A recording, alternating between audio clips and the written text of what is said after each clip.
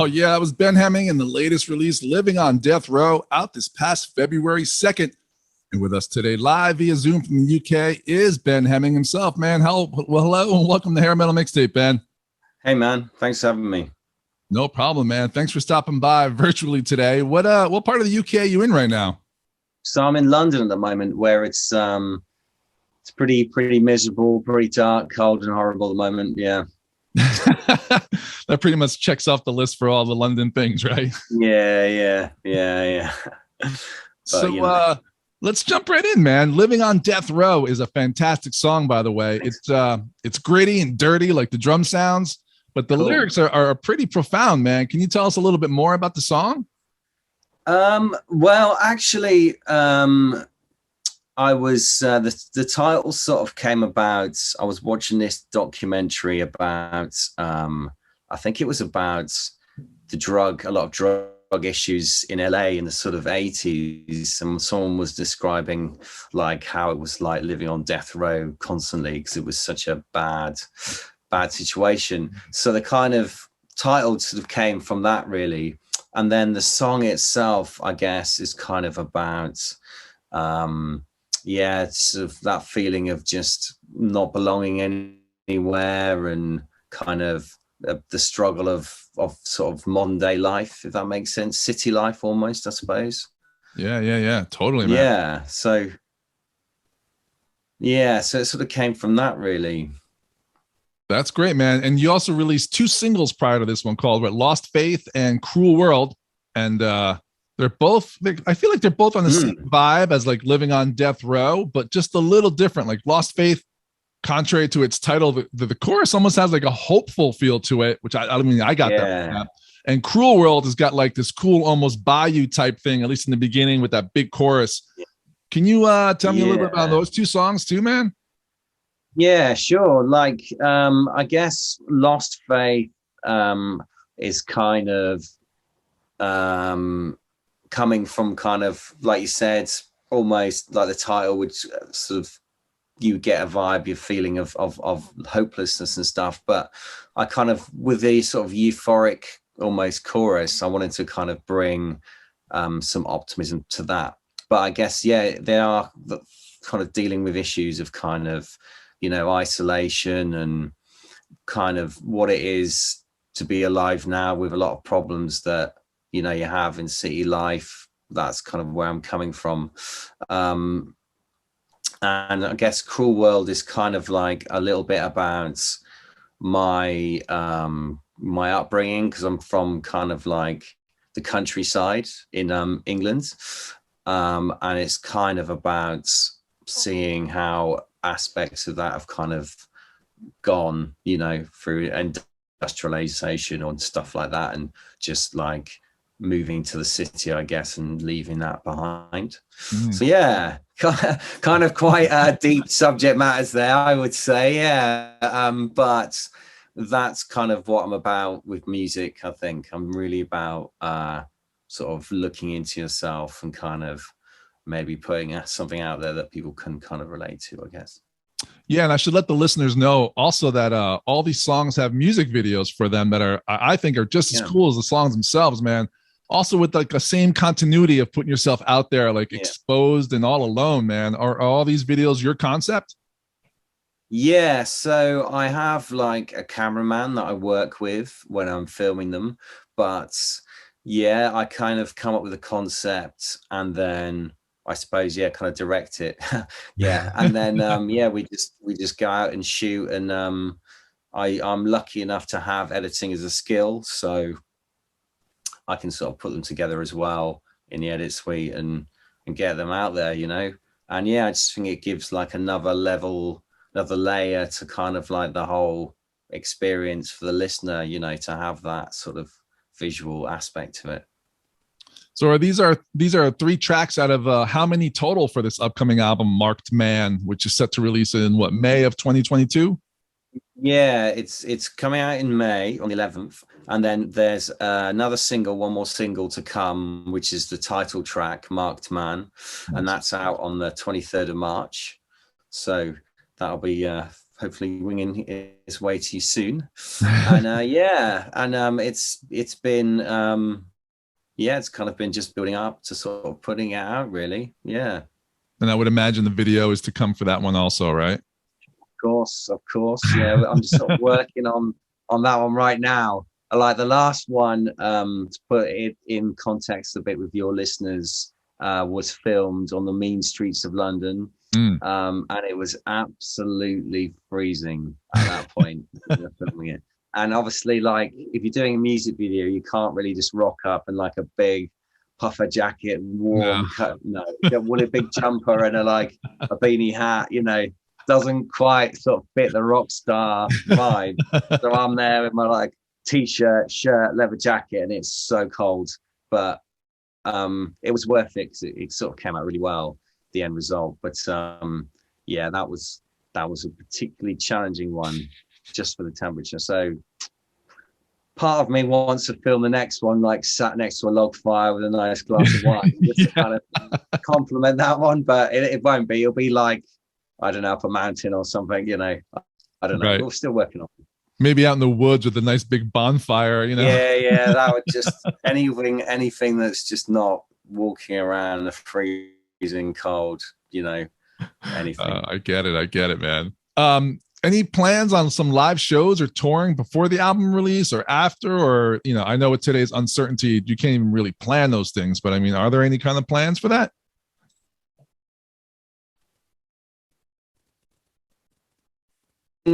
Luckily over here, we're quite lucky with the whole sort of COVID situation. So now things are kind of up and running, and so I've been taking quite a lot of sort of tour bookings all around the country, as well as some like festivals and stuff like that. So yeah, man, it's been really, really, really good. Just how things have just been sort of kicking off again. So yeah, there's a tour around the UK to support the album. Yeah, that's great, man. Because my I guess my main job, you would call it, I'm a front of house engineer, so live sound engineer. So that's like everything just keeps getting canceled and then rebooked and then canceled and rebooked. So that's good that in UK they're kind of like rolling on with it, man, and getting some good live shows out there. Yeah, I think we've been just lucky in a lot of ways. I mean, who knows if it's the end of it. I mean, I'm optimistic, but you just can't worry about it. I'm just past worrying about it now. I just kind of plow on. Yeah, you have to, man. Yeah. So do you use the same guys for your live shows as the album? Like, are those session players, or do you have a band that you usually use? Yeah, so I have like a backing band, but they're the same. I try to keep the same guys. Things happen. If anyone's ever been in a band, things do happen. So it's not always possible. But the drummer, Louis Rampino, he's been kind of pretty consistent over the last few albums. And he'll come out on tour with me. I handle pretty much all the guitar work on the albums, but I do have like a lead guitarist who comes with me on the road just to kind of replicate that, because I've only got two hands, so I can't be doing all of it. So I have a band, and we I like to kind of keep that that live experience as much as I can, whether it's reflected from the album, really.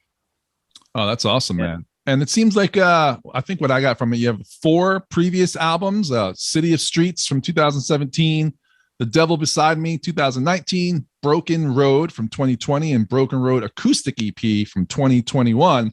Yeah. Now they all have that great blues thing going on, but Broken Road from 2020 has got like more of that alternative rock feel to it. Is that some like rock influences rearing its head in that album there?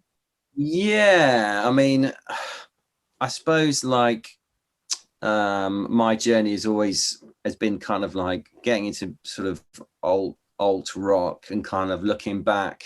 And whenever you look back, I feel with music, it sort of takes you to the blues, basically. So that's always been my sort of jumping off point with my albums. And then sometimes you get more sort of grungy vibes getting in there, I'm sure you've noticed. And Yeah, this new one coming out is kind of, in some of those tracks are kind of quite bluesy, but there's still kind of some more, you know, rocky kind of grungy ones on there.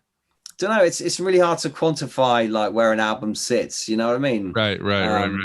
Yeah, until you sort of put it out there and you suddenly look back at it like a year later and go, oh yeah, I went in a bit of, you know, went a bit dark on that one, or that one's like, you know, a bit more light, or do you know what I mean? It's funny. Yeah. But, yeah, I think certainly City of Streets was kind of quite a bluesy one, and then maybe people have said to me The Devil Beside Me is quite kind of a dark record, and then yeah, Broken Road is a bit lighter, I suppose, in that respect, although it has got a few sort of those sort of tracks on there.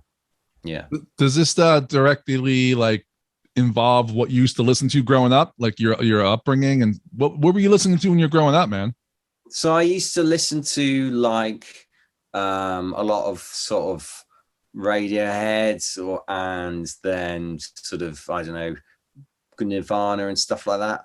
And then I kind of I was doing like the music stuff, and then I decided to go on this sort of what I could only describe as a sort of musical pilgrimage around the States. Yeah. I basically visited sort of all the big music towns like Nashville, Memphis, New Orleans, and just kind of, and off the back of that, that kind of got me back into kind of, you know, the Delta blues guys and all that kind of stuff. So yeah, I just kind of off the back of that sort of self-recorded my first album, and then that kind of got me on onto the blues really. And then since that point, I think the blues has kind of has an important part in the music, even though it's not necessarily like a traditional 12-bar blues. I feel like the spirit of the blues is kind of what I'm aiming for, maybe, if that makes sense. Yeah, man. Once you soak that in, it just ends up seeping out of everything you do, you know, and you can't even help it anymore. It just becomes part of you.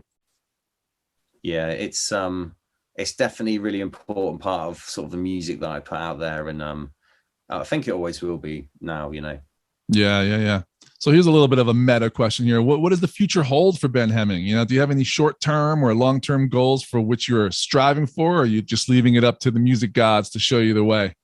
Well, yeah, I've always got sort of goals that, without sounding too sort of cheesy about it, I've always got kind of goals that I'm aiming for. That's kind of what's sort of really important for me. But outside of that, it's just a kind of a case of, you know, taking it on to the next level. That's kind of what is always important for me. And yeah, just getting my music out to sort of as many people that I can, and just spreading the word, and just keep doing what I'm doing, really keep enjoying the music and sort of see what happens with it. I feel like sometimes it's a mistake to say, yeah, I'm going to be like, you know, #1 selling rock album this time next year, because what happens if you're not, you know? Yeah, so right. You got to have I feel you've just got to be, as long as you're making progress and you're working your way up that ladder, then I feel, you know, that's heading in the right direction. That's great, man. So where is the best place for people to find you and your music these days? Well, I'm on Spotify, Apple Music and stuff like that. But if you want to sort of know more about me, if you just go to my website, which is benhemming.co.uk, then there's like all links to my YouTube and Instagram, Facebook, all that kind of stuff. Yeah. Oh, that's great, man.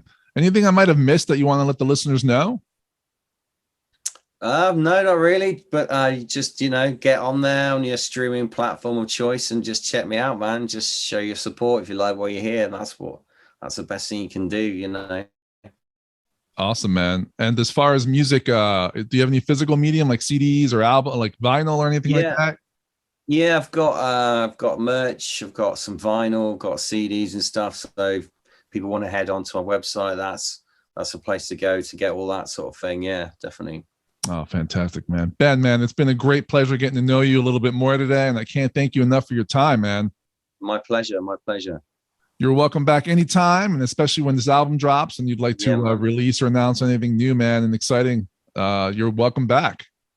Cool, man. Yeah, let's do it. Sounds good. It's been Pleasure to be on. Yeah, great. Awesome. Good luck with everything, Ben, and have a great rest of your night, man. Cheers. Take it easy. Bye. All right, cheers, Ben. Take care.